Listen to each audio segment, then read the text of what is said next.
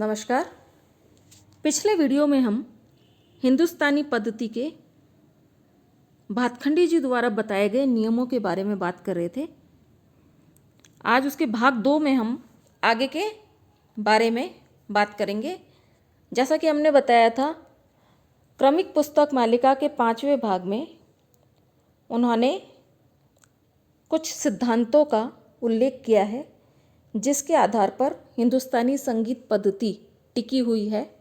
ये 40 सिद्धांत है, जिसमें से 20 सिद्धांत हमने आपको पिछले वीडियो में बता दिए थे। अब आगे के सिद्धांत या नियम हम आपको बता रहे हैं। पिछले वाले में हमने आपको बताया था कि गायन समय किस तरह से होता है, पूर्वांग उत्तरांग क्या होता है, थाट किस प्रकार से निर्धारित होते हैं, वर्जित स्वर विवादी स्वर क्या होते हैं। इस तरह से हमने आपको पॉइंट्स बताए थे। अब आगे के पॉइंट हम बात कर रहे हैं। तीव्र म के साथ कोमल निषाद बहुत कम रागों में आता है। यह हमारा आगे का पॉइंट है। तीव्र म और कोमल निषाद बहुत कम ही रागों में प्रयुक्त आता है। नेक्स्ट है, दोनों मध्यम लगने वाली रागों में कुछ कुछ समानता पाई जाती है। इनकी जो भिन्नता है प्राय आरोह में ही स्पष्ट दिखाई देती है। ऐसी राग का अंतरा बहुत कुछ मिलता जुलता होता है। जैसे दोनों मध्यम की जो हमारे रागें हैं, उनमें कई रागों में हमारे समानता पाई जाती है। नेक्स्ट जो हमारा पॉइंट है वो है, रात्रि के प्रथम प्रहर में जो दोनों मध्यम वाले राग गाए बजाए जाते हैं, इनका एक साधारण सा नियम है कि शुद्ध मध्यम तो आरोह में या अवरोह दोनों में लगता है, किंतु तीव्र मध्यम केवल आरोह में ही दिखता है। शुद्ध मध्यम की अपेक्षा थाट का उपयोग दोनों मध्यम वाली रागों में कम पाया जाता है। अर्थात इसका कहने का यह तात्पर्य है कि जो रात्रि के जो प्रथम प्रहर की जो रागें हैं, उनमें दोनों का मध्यम का प्रयोग तो होता है। इसका बस यह पता चलता है कि शुद्ध मध्यम तो आरोह अवरोह दोनों में से कहीं भी लग सकता है, किंतु जो रात्रि के रागें हैं उसमें तीव्र मध्यम जो है वह केवल आरोह में प्रयोग होगा और अवरोह में प्रयोग नहीं होगा। नेक्स्ट है पॉइंट है हमारा, रात्रि के प्रथम प्रहर वाले रागों में एक नियम यह भी दिखाई देता है कि उनके आरोह में निषाद वक्र और अवरोह में गंधार वक्र में लगता है। ऐसे राग के आरोह में निषाद प्राय दुर्बल दिखाई देता है। यहाँ वक्र स्वर का प्रयोग यह होता है कि उस स्वर का प्रयोग उस राग में बहुत कम होना, यानी कि उस स्वर पर ठहराव नहीं होना। तो रात्रि के जो प्रथम प्रहर के राग हैं उसमें आरोह में निषाद स्वर और अवरोह में जो गंधार स्वर है वह वक्र लगते हैं। तो इससे हम पहचान सकते हैं कि रात्रि की राग है यह। नेक्स्ट हमारा पॉइंट है, हिंदुस्तानी संगीत पद्धति में ताल की अपेक्षा राग को अधिक महत्व दिया जाता है। इसके विपरीत कर्नाटक संगीत पद्धति में राग की अपेक्षा ताल का महत्व अधिक माना जाता है। हिंदुस्तानी संगीत पद्धति जो है वह उसमें राग में यह है कि राग में रंजकता होनी चाहिए, वादी संवादी स्वर का जो अनुपात है वह बराबर होना चाहिए, तीव्र मध्यम स्वर तीव्र कोमल स्वरों का प्रयोग किस प्रकार है वह होना चाहिए। यानी कि राग में रंजकता सौंदर्यता सभी प्रकार होनी चाहिए, और यानी कि राग में सब अधिक ध्यान दिया जाता है ताल की अपेक्षा। जबकि जो कर्नाटक संगीत पद्धति है वहाँ पर ताल को ज़्यादा अधिक महत्व दिया जाता है। नेक्स्ट हमारा पॉइंट है, पूर्व रागों के विशेषता आरोह में तथा उत्तर रागों का चमत्कार अवरोह में दिखाई देता है। हमने आपको पूर्वांग उत्तरांग बताया था, उसी के आधार पर यह पॉइंट है कि पूर्व रागों की विशेषता आरोह में दिखाई देती है और उत्तर रागों की जो विशेषता है वह अवरोह में दिखाई देती है। नेक्स्ट पॉइंट है, प्राय प्रत्येक थाट से पूर्व राग या उत्तर राग उत्पन्न हो सकते हैं। प्रत्येक थाट में हमने आपको बताया कि थाट में कोई भी स्वर, हमने थाट वाले टॉपिक में बताया था कि इस थाट में कोई भी स्वर वर्जित नहीं होता, अर्थात सातों स्वरों का प्रयोग होता है। इसलिए यह बताया गया है कि प्रत्येक थाट से पूर्व राग या उत्तर राग उत्पन्न हो सकते हैं, क्योंकि सातों स्वर का प्रयोग हो रहा है।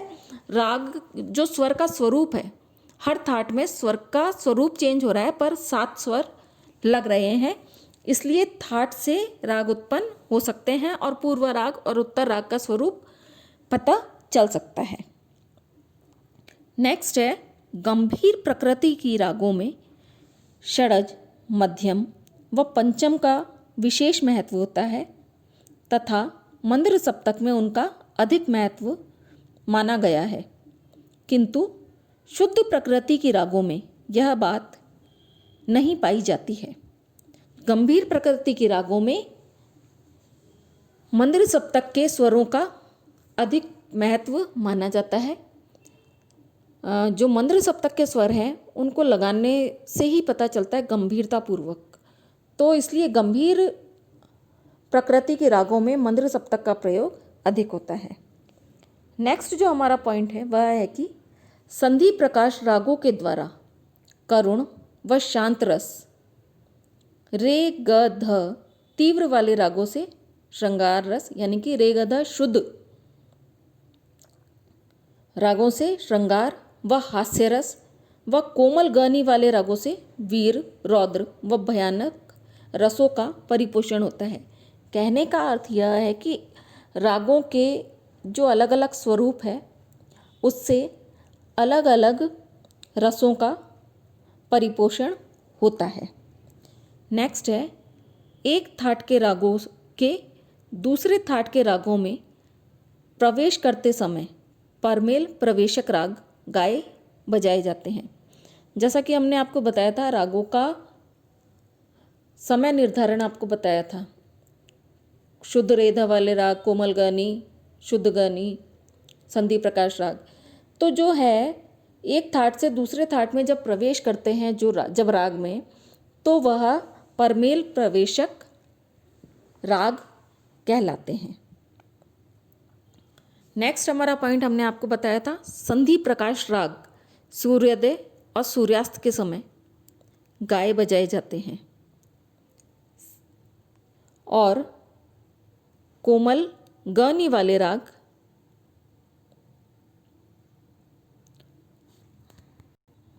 बाद में गाए बजाए जाते हैं। जो इसका क्रम है वह इस प्रकार रहता है कि जो संधि प्रकाश राग हमारे हैं वह सूर्यास्त व सूर्योदय के समय में गाए जाते हैं, फिर उसके बाद शुद्ध रेगध वाले राग गाए बजाए जाते हैं और उसके बाद शाम के समय में कोमल गनी वाले राग गाए बजाए जाते हैं। नेक्स्ट हमारा पॉइंट है, जिन रागों में कोमल निषाद लगता है जैसे कि काफ़ी और खमास थाट के राग, उनके आरोह में बहुधा तीव्र नी यानी कि शुद्ध नी का प्रयोग भी कर दिया जाता है। जो इनमें यह है कि कुछ रागें ऐसी हैं कि जिनमें थाट तो उनका काफ़ी या खमाज होता है, परंतु वहाँ पे उसमें तीव्र नी का भी प्रयोग होता है कुछ अल्प रूप में। नेक्स्ट हमारा पॉइंट है, किसी भी राग में जब स्वर लगाए जाते हैं वह अपने अधिक या बराबर के परिमाण में लगाकर दुर्बल, प्रबल या सम माने जाते हैं। यानी कि जब राग में हम स्वर लगाते हैं तो राग के स्वरूप के आधार पर राग के स्वर निर्भर होते हैं कि वह अधिक रूप में कौन सा स्वर लगेगा, कम रूप में कौन सा स्वर लगेगा, कौन सा स्वर दुर्बल होगा, वह माने। दुर्बल का अर्थ होता है वर्जित नहीं, यानी कि वह राग में छूटा हुआ तो नहीं होता है। वर्जित का मतलब वह उस राग का, उस स्वर का प्रयोग उस राग में नहीं होता। तो राग, उस स्वर का प्रयोग राग में तो होता है, परंतु दुर्बल रूप में। उस स्वर का जो प्रयोग है वह कम रूप में होता है, अर्थात उसका अर्थ दुर्बल कहा जाता है उसे। नेक्स्ट हमारा पॉइंट है 2, 3 या 4 स्वरों के समुदाय को तान कहते हैं, राग नहीं कह सकते। जैसे कि छोटे ख्याल है उसमें 2-2 स्वरों की हमने ली, बड़े ख्याल हैं उसमें हम 4-4 स्वरों के अनुपात में चौगुन की, तो ये तान कहला सकती है, राग नहीं कहलाती है। नेक्स्ट पॉइंट है हमारे दोपहर 12 बजे के बाद तथा रात को 12 बजे के बाद जो राग गाए बजाए जाते हैं उनमें सा, म, प यानी कि षडज, मध्यम और पंचम स्वर प्रबलतम होता जाता है। यानी कि रात को 12 बजे के बाद और दोपहर 12 बजे के बाद का जो टाइम है उनमें ये स्वर प्रबल होते हैं। दोपहर में, नेक्स्ट पॉइंट है, दोपहर में गाए बजाए जाने वाले रागों में रेधा या तो लगते ही नहीं हैं अथवा दुर्बल होते हैं। ठीक दोपहर के समय में गाए बजाने वाले रागों में ऋषभ और निषाद खूब चमकते हैं, यानी कि ऋषभ और निषाद का प्रयोग अधिक होता है। नेक्स्ट पॉइंट है, जिन रागों में षडज, मध्यम और पंचम स्वर वादी होते हैं वह गंभीर प्रकृति के राग होते हैं।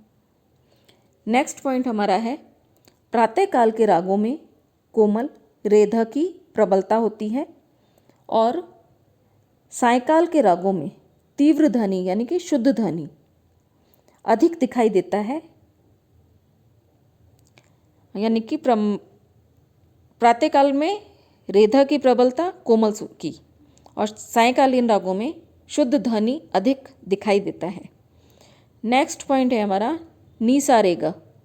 यह स्वर समुदाय शीघ्रतापूर्वक संधि प्रकाशत्व सूचित करता है। यानी कि जो नीसा रेगा स्वर है हमने लिया जैसे, वह संधि प्रकाश का स्वर समुदाय को प्रकाशत्व करता है, यानी कि यह बताता है कि अब संधि प्रकाश रागों का समय है। इससे पता चलता है कि संधि प्रकाश राग हो रही है अब। नेक्स्ट पॉइंट है, पूर्व रागों का स्वरूप आरोह में तथा उत्तर रागों का स्वरूप अवरोह में विशेष रूप से खुलकर दिखाई देता है। यानी कि जो पूर्वांग प्रधान राग है उनका स्वरूप आरोह में और उत्तरांग प्रधान रागों का स्वरूप अवरोह में विशेष रूप से दिखाई देता है।